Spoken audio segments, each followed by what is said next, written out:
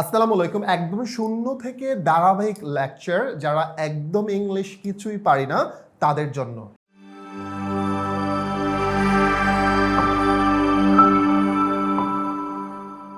তো প্রিয় শিক্ষার্থীরা যারা এই মুহূর্তে আমাকে দেখতে পাচ্ছেন, সো আমরা আজকে চমৎকার একটি লেসন শিখব শুড, শুড বি এবং শুড হ্যাভ। প্রথমত আমরা শিখব শুড। শুড অর্থ হচ্ছে উচিত। আমি আবার বললাম শুড অর্থ হচ্ছে উচিত, এবং এটা শুড অর্থ কি বললাম? উচিত। এবং শুডের পরে ভার্ব অন হয়। কি হয়? ভার্ব অন হয়। স্পোকেনে শুডের ব্যবহার চমৎকার। ওকে, চলেন আমরা প্র্যাকটিস করি। আই শুড মানে আমার উচিত। তাহলে আমার যাওয়া উচিত, আই শুড গো। আমার লেখা উচিত, আই শুড রাইট। আমার আসা উচিত, আই শুড কাম। আমার ঘুমানো উচিত, আই শুড স্লিপ। আমার বোঝা উচিত, আই শুড আন্ডারস্ট্যান্ড।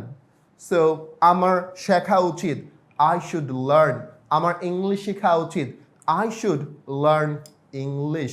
সুপ্রিয় শিক্ষার্থীরা, তোমার উচিত, ইউ শুড। তোমার যাওয়া উচিত, ইউ শুড গো।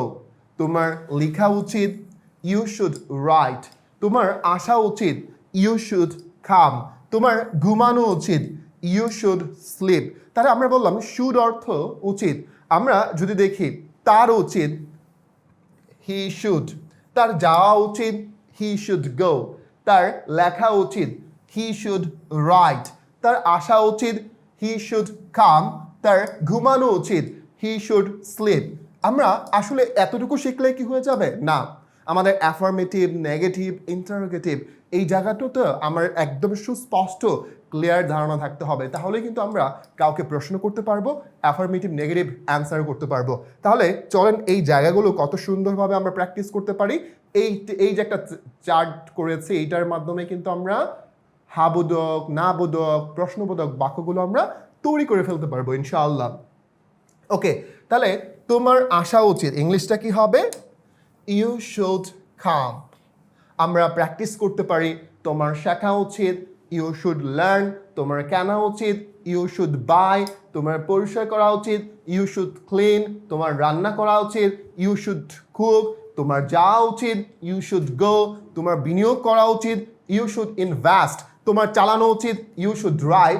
তোমার যোগদান করা উচিত, ইউ শুড জয়েন। তোমার অপমান করা উচিত, ইউ শুড ইনসাল্ট। ওকে, সুপ্রিয় শিক্ষার্থীরা, যখন আমরা নেগেটিভ করব তখন আমরা জাস্ট এই শুডের সাথে আমরা নট যুক্ত করব। এই নট যুক্ত হয় শুড নট। বাট যেহেতু স্পোকেনের ক্ষেত্রে আমরা কন্ট্রাকশন ফর্মটা ইউজ করি, এই শুড নটের কন্ট্রাকশন ফর্ম হচ্ছে শুডন্ট। কি বললাম? Shouldn't, right. এই শুড নটের কন্ট্রাকশন ফর্ম হলো শুডন্ট। You shouldn't come. তোমার আসা উচিত না। This is the call of negative. You shouldn't come. তোমার আসা উচিত না। তাহলে তোমার যাওয়া উচিত না, ইউ শুডন্ট গো। তোমার রান্না করা উচিত না, ইউ শুডন্ট কাম। পারবো না ইনশাল্লাহ? ইনশাল্লাহ, গ্রেট। সো আমরা যদি প্রশ্ন করি, তাহলে প্রশ্ন করলে আমরা বারবার যে বিষয়টা আমি বললাম, প্রশ্ন করলে আমাদের এই যে শুডটা সাবজেক্টের আগে চলে আসবে। তাহলে সাবজেক্ট কি? ইউ। তোমার কি উচিত? Should you come. তোমার কি আসা উচিত? শুড ইউ কাম।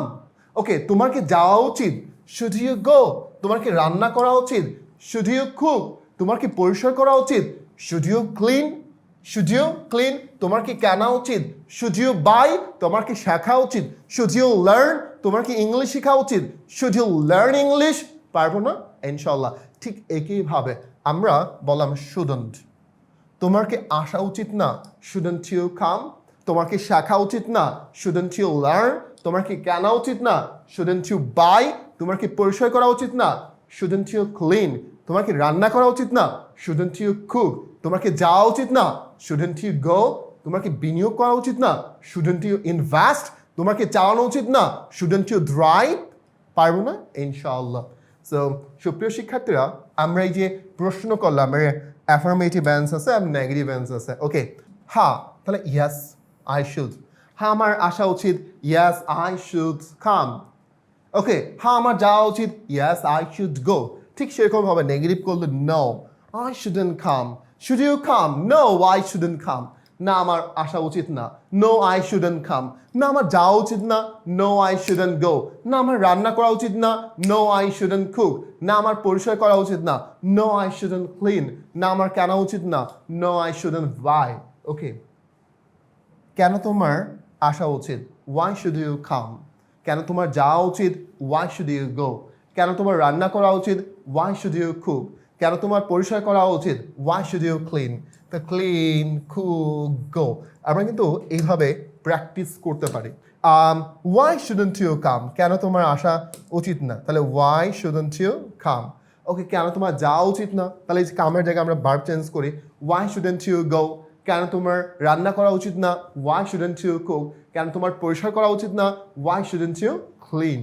সুপ্রিয় শিক্ষার্থীরা, এইভাবে কিন্তু আমরা প্রত্যেকটা লেসন প্র্যাকটিস করব এবং তাহলে আমরা কিন্তু ইনশাল্লাহ শিখতে পারবো কিভাবে একদম সহজ ওয়েতে বাক্য তৈরি করতে হয়। তাহলে মানে তোমার আসা উচিত, ইউ শুড কাম, তোমার যাওয়া উচিত, ইউ শুড গো, তোমার ইংলিশ শেখা উচিত, you should learn English. Try practice that way. That will help you very much to be a good speaker.